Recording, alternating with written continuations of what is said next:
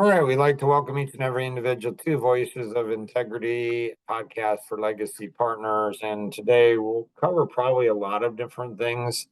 So it's good that you take notes on it, really strong notes, and then make sure that you get those over to your art mentor. And if you have buddies, get it over to them too. Cheryl would like to, understand how to have 5 seconds of courage, like just pick up the phone. Um, Cheryl, have I shared with you in the past the story about Tom Kuntz and how he had a woman who was in sales and she picked up the phone, put down the phone. Have I shared that with you, Cheryl? I think you have. I think you Okay. have. And so, Elaine, are you thinking what I'm thinking? I doubt it. Okay. I think you are, but it maybe is on a subconscious basis. Elaine is thinking on a subconscious basis, huh? I can't wait to our next session, our next podcast, where Elaine asked, how do you get people to internalize? And so, Adam, let's get the internalization video in here, in this segment here. So, in this place. So, what's the challenge, Elaine, when people watch the internalization video? That they actually apply it? That they internalize the internalization video. I'm like, what? I need a video to apply the video. So you would think ladies, that that 5 seconds of courage would not be that hard. But it is, isn't it, Cheryl? It is. It is. It's brutally hard. It's like, it's crazy hard. So what I'm trying to do now is I'm trying to process something in the past, Cheryl, that you've experienced where you needed 5 seconds of courage and you did it. And after you did it, it's like, oh, that wasn't so bad. Is there a past situation? Yes, but we can't talk about it right now. Right. I wonder about that. I'm like, I wonder if she's thinking this. And sure enough, you might be thinking that.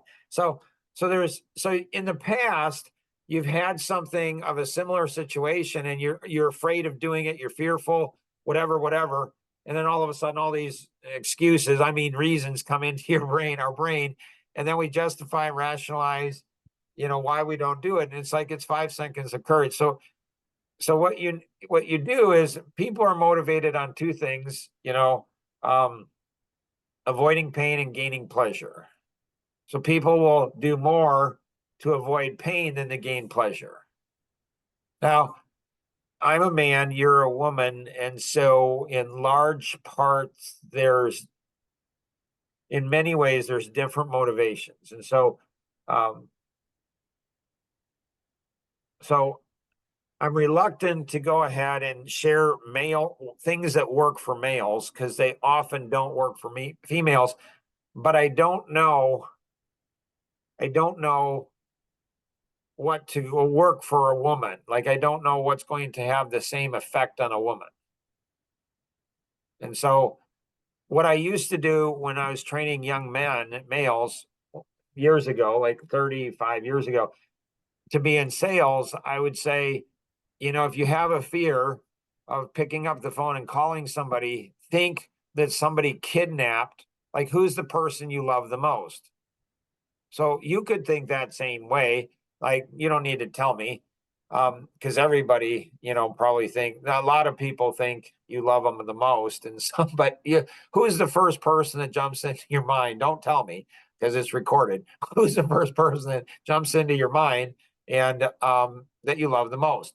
If somebody went ahead and kidnapped that person and called you up and said, Cheryl, I've kidnapped so-and-so. And you're like, oh my goodness. And say, Cheryl, if you don't pick up the phone and have 5 seconds of courage, you will never see this person again. This is why it's very important to have the person you love the most. Because there might be some people in your life that you go, well, I don't think that would be enough. I'd be like, oh, well, so say la vie. Sorry, I'm a little spicy today. And so you have to, like, would somebody jump out of a 3-story building? Not unless they were depressed, they might. But would they jump out if they're in perfectly good mental health? Would they jump out of a 3-story building, a window of a 3-story building? Are you asking me? Yes. Yes, I would. Why? Are you not asking that question on if we want to get the person we love the most back? Oh, okay. So for that one, sorry, I switched gears. So yes, so you would go ahead and do anything to get that person back. Yes. Yep. So a lot of times what happens is with fear, the way to overcome fear is to have greater fear. Okay. So if you can visualize that person and say, listen, if you can trick your mind into thinking, and what you'll do is when you make that call, you'll be like, that wasn't so bad. Even if it's like, even if it's bad, even if they hang up on you, even if they swear. Did I tell you about when Ginger Ann was like, I don't know, 13 years old? About her making phone calls? No. Okay, this might help then. Ginger Ann, we were homeschooling Ginger Ann. And my parents did a phone ministry. So my parents, for I don't know, 5 years or something, they would go into churches around the country and they would help new churches get started, or churches that were struggling and dying. They would help breathe life into them. And the way they did that is they did what was called Phones for You.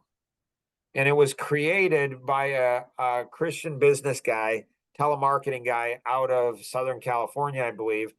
And so they would make 20 to 50,000 phone calls. Like, I wish my mom was alive.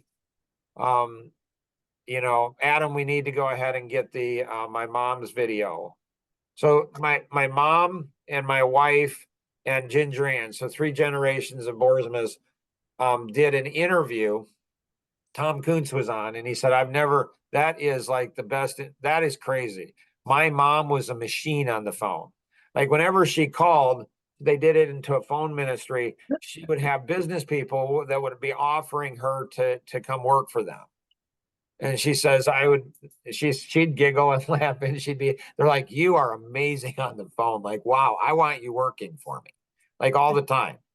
And she said, I don't actually like making phone calls, but God told me that I needed to do it. So you couldn't pay me enough money to do this.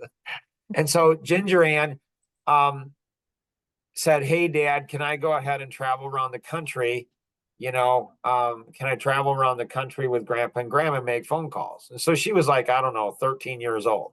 And I'm like, sure, honey. So she would travel. She went all over the country, and she'd do her school in the morning and then make phone calls in the afternoon. So that by the time she was, I don't know, 14 years old, she had made like over 20,000 phone calls. That's why she's a machine on the phone now. So she is an amiable analytic. Now that she has 5 kids, she's become a little bit more driver, and she's built to be an amiable analytic. She's not naturally like that. Well, anyways, went ahead and said, hey, Dad, Grandpa and Grandma are going to the East Coast. Are you familiar with the East Coast at all? Not really, really. I mean, I don't get out much. I don't travel much. I hear about it, but Yeah, the East Coast, it's a little different type of mindset. Um, uh, uh, they are closely guarded. Like, if you're from the East Coast, you might be like, your parents might be one of the, your great grandparents might have come over on the Mayflower. Like, they're very steeped, and so they're very, I wouldn't say arrogant, I wouldn't say mean, I would just say that it's hard to break into the East Coast. And so I knew that. And so Ginger Ann's like, can I go out and make calls on the East Coast, Dad, with Grandpa and Grandma? And I'm like, yeah, absolutely, honey, whatever you want to do. She says, well, it's going to cost money to go ahead. And so she didn't get paid anything. She never got paid anything. She just did this all as volunteer. Kind of crazy, but that's the kind of kid she was. Anyways, so and so she went ahead and so she said, well, it's going to cost for, for airfare or whatever, travel or something. And I'm like, okay, honey. And it was, I don't know, 300 bucks or something. And she says, well, you give me the money. And I'm like, no, you need to work for it. You need to earn it. She's like, but dad, it's for really good causes for your parents and helping churches. I'm like, no, you got to work for it. It's like, really, dad? I'm like, yeah. Well, that's what And so she went ahead and then she's like, well, how do I do that? I'm like, well, I don't know. You could, So she finally came up with the idea. Well, dad, how about if when I'm on the East Coast, how about if I go ahead and when I'm out there, how about if I make some phone calls for your business? Will you pay me for that? I'm like, oh, sure. Absolutely, honey. So here's this little sweet, timid, shy, reserved girl that, I don't know, 12, 13 years old or whatever she was. And she's making phone calls to business people. How do you think that went, Cheryl? How do I think that went? Yeah. Probably better than I'm thinking it did. No, it didn't. No? No. Oh. No. No, it went really, really bad. The first day of calling, she called me up and she's crying. She's just crying. She's Mhm. like, Dad. She's like, Dad, like they're mean out here. I'm like, right? I'm like, right? She's like, they're hanging up on me. I'm like, right?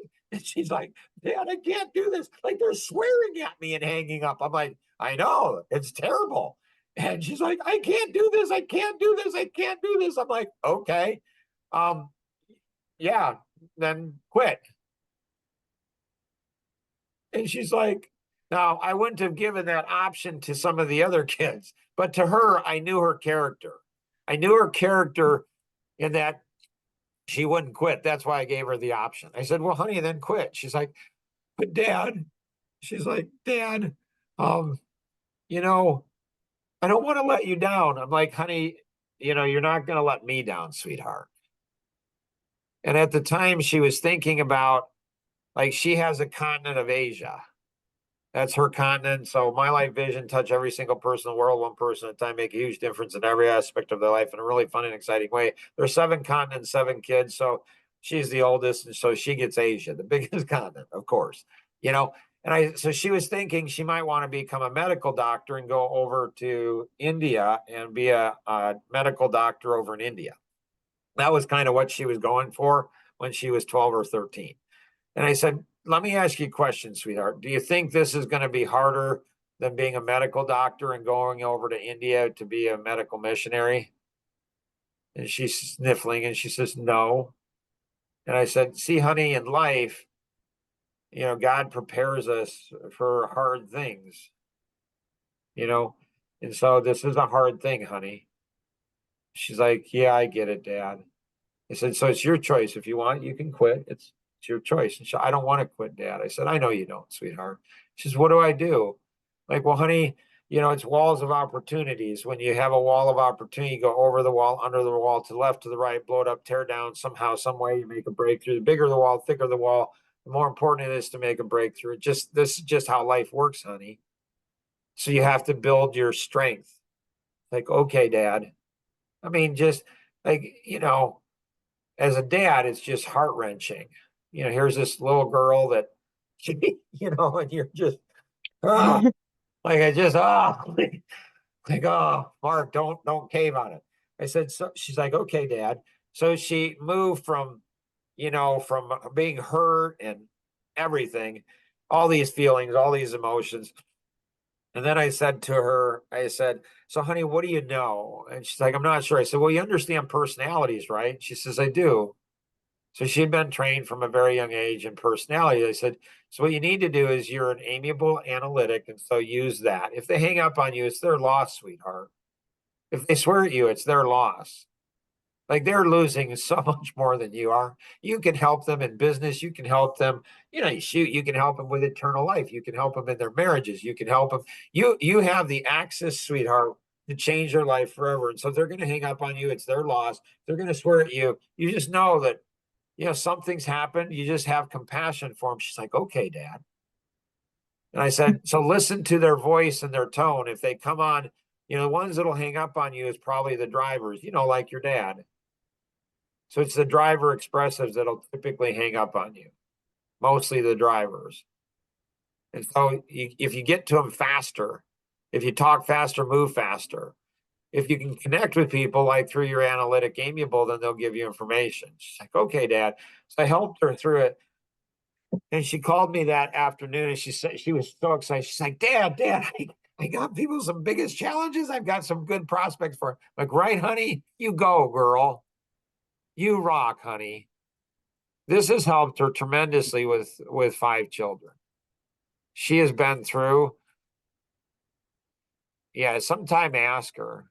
So I was talking to your dad and he talked about you going out to the East Coast and how it was really tough for you. And he said, you've gone through some stuff, really hard stuff in life. And just ask her. I mean, if you want to share, you can. And if you don't, you don't. It's her story. She gets to share, she gets not. It's up to her. But she's been through some brutal, holy cow, some hard things. And so,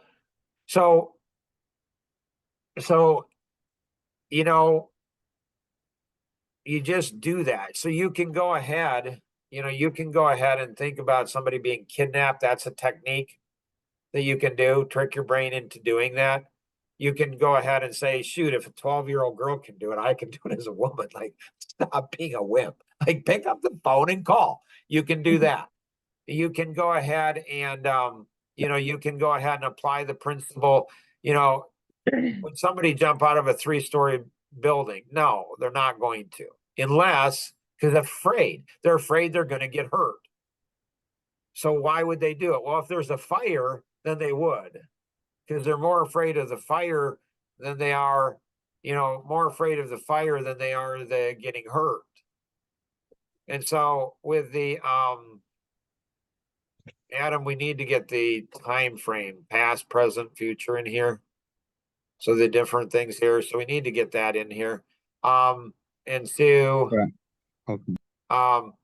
and so what you want to do is also look into the future. And so, do you know anybody who's, 90 years old? Me? Are you asking me? Yeah. No, my dad's almost there, not quite. Okay. So you had said to me, one of the first times we talked, you had said to me, like, I'm not going to be able to retire until I'm 90.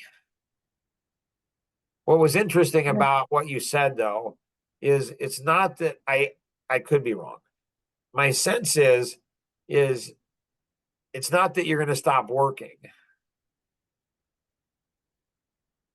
It's just you want to have options. Right. And so I have found, Cheryl, that to do what we love doing, we often have to do things we don't like doing to get into a position to do the things we love doing. Right. And so my life is, I'm in heaven. It's insane. I mean, it's just insane. The freedom I have. Most men that are 59 do not have the freedom I have. Most of them have to work. Yeah. I don't have to. What's weird is I think I work more probably than most men who have to work, but it doesn't seem like work. It's all fun. Like, it's all things that, not everything, but for the most part, I'm doing what I enjoy doing. I'm loving, so it's not working. Right. And so you need to think about in the future and say, if I do this now, I will then put myself into a position in the future where I won't have to work. Mm-hmm. Or I will only work doing the things that I enjoy doing. So that, I don't know if you got a chance to listen to the coaching call with Mel, the Action Vision coaching call. I think if that's the end results of your phone calls, I think you will like that. Okay. I I read that email, but I didn't get a chance yet to listen to that. I'm gonna need to do that today sometime. Yeah.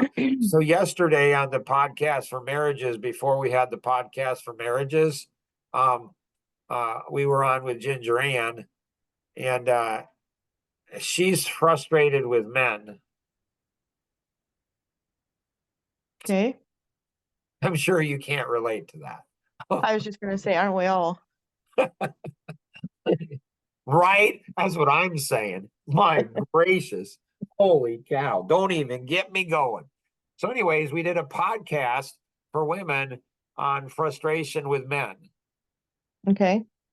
And so Elaine can get you over that one. She can show you, or Adam, when that one gets posted, get over to Cheryl that podcast Okay. because it's the secret. Like Ginger Ann, I said, Ginger Ann, this is what I heard her say, but she might not have said this. But I said, Ginger Ann, you have a lot of men in your life. You could be frustrated with your father. You could be frustrated with your husband. You could be frustrated with your 3 sons. You could be frustrated with your brothers. You could be frustrated with your clients. There's a lot of men in your life. Which ones are you? This is what I heard her say. But again, she might not have said it, but this is what I heard her say. I thought I heard her say, well, Dad, obviously I'm not frustrated with you. I don't know if she said that honestly or not, but it seemed that's what I like to hear. So I think I heard that. And so I don't think she's frustrated with me, but I could be wrong, but I don't think so. But she's frustrated with a lot of men. And so I gave her the secret to solving that problem. But she will have a hard time doing that. But it's not a problem because her father will do it. So men, it seems like, are terrified of exposure. So on that call, there were no names of men mentioned. um, but on part 2, there might be some men that are mentioned, and men are very sensitive to how they look to other people. You don't think that about men because they're often physically sloppy. So you're like, they don't really care what they look like, but they care a lot. They have big ego. Anyways, so is there anything else, Cheryl, I can do to help you on taking action and making phone calls?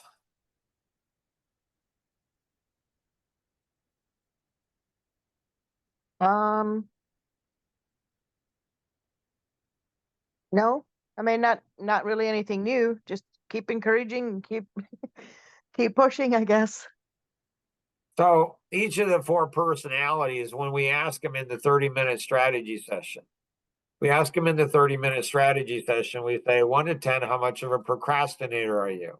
Oh, Adam, also put the procrastination video in this one too. And so the procrastination video is one of the best videos I've ever seen in my life. It's unbelievable. It's so funny, but it's so true and it's so significant too. Don't let the laughter take out the meaning. The thing that was most significant to me is when he said, sometimes we're a spectator in our own life. And so each one of the 4 personalities will tend to procrastinate for different reasons. So we ask people, 1 to 10, how much of a procrastinator are you? And they'll tell us. And then we say, why do you procrastinate? And they tell us. And then we say, if you're being coached or mentored or partnered with, if somebody was working with you, manager or mentor, whatever, and you are procrastinating, how would you like them to respond to you? And then they tell us. And then we pause and then we say, would that work? Elaine, do you understand the absolute genius of that piece of the 30-minute strategy session? I don't know. So pretty much the biggest challenge, the biggest issue for in sales is procrastination. Right. If you can't get people over procrastination, they're not going to buy from you. And so we know that going in. So if we find out, what's amazing is like each of the 4 personalities will tend to respond the way they will. And the amiable personality will say, encourage me, like Cheryl did. And then when we say, and if they did that, would it work? So, encouragement doesn't work usually for the amiable or for any of the 4 personalities. Questions? Anyone? No, The analytic will go ahead and say, explain to me how to do it or whatever. But that doesn't work for the analytic either. It seems like the only thing that works is just brute leverage force. It's pain. And nobody likes pain except the driver tends to go ahead and seem to like pain. Like when I was learning how to speak professionally, I had 3 college classes that I had to speak, and I got out of all 3 of them because I hated speaking, terrified of getting in front of people, absolutely terrified of it. It was crazy how fearful I was. And so I went and took a class, a 3-day class on speaking from Linda Breakall, my international speaking author, and coach. And at the end of the first day, she said, Mark, I have to be honest with you. You are the most god awful speaker I've never seen anybody worse than you. And I said, wow, Linda, that's great. I have no place to go but up. She just laughed, rolled her eyes, and she says, you're a masochist. You love pain. I don't know if I love pain. I just love progress. And I know that without pain, there's not going to be progress. And so I just know that's how you grow, is through the pain. So I think the driver tends to understand and accept this maybe earlier in life than the other 3. I'm going to have to go through uncomfortable things to just go through them faster. Go Right. through them faster. And so if you give Elaine permission, she's a driver analytic. This is very unusual personality for a woman. A very unusual personality. So she has an unusual personality for a woman.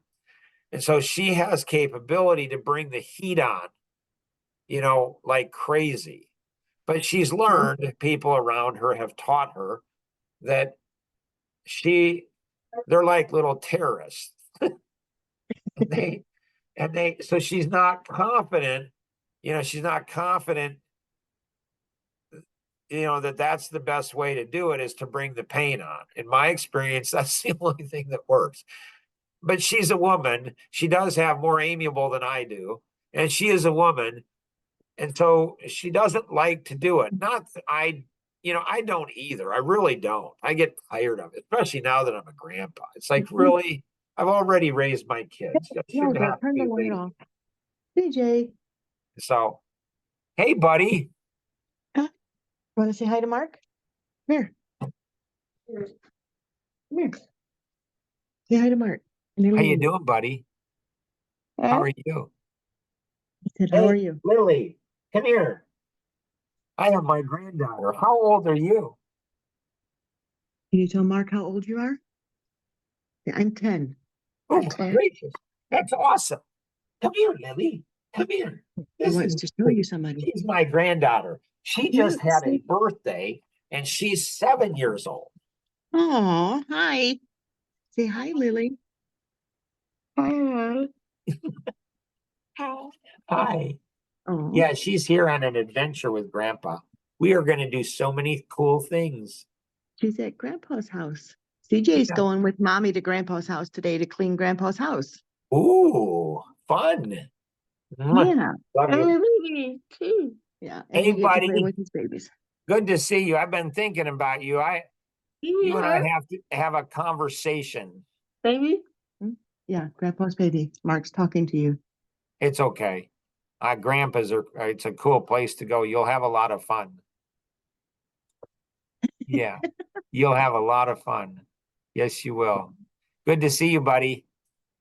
Huh? Have a good day. Say have a good Bye-bye. day, Mark. Mark? Mark, yeah. He's silly? Yeah, Mark's silly. He said you're That's silly. awesome. My grandkids call me crazy grandpa. I think it's like you're cray cray. They call me cray cray. Like really? Like their moms went ahead and made fun of he's like, it's cray cray. Grandpa's cray cray. So that's Uh-huh. yeah, they call me that. So that's cool that he's so silly. No, I'm not cray cray. So, anyways, so hopefully this is helpful to people. So in my experience, that you just rip the band-aid off. You just do it. You just pick it up and you go through it. And most of the time it's not as bad as you think it is. Like it's not going to be like Ginger Ann's experience. But even if it is that, it's not the end of the world. It's having perspective. It's like, you know what? When you understand, and that's where Elaine, with the LPs, having them see some of the coaching sessions, like with Mel, or a recorded 30-minute strategy session, when they see the benefit, the life-changing benefit, Elaine, that we can bring to people, it's kind of, well, I wouldn't even equate it to childbirth. But, childbirth is painful. I was in the room for all 7 of our kids. It just is. It's painful. But there's a lot of benefit that comes from it. In sales, picking up that first phone, calling somebody, talking to somebody, it's painful. But when you develop lifelong relationships from some of those calls, when you help somebody in their business or their marriage or with their kids or relationally or whatever, all of those things, it's beneficial. All right, so hopefully this session has been helpful to each one. Always remember we can accomplish so much more together than we ever could on our own. Have an amazing day. Bye-bye.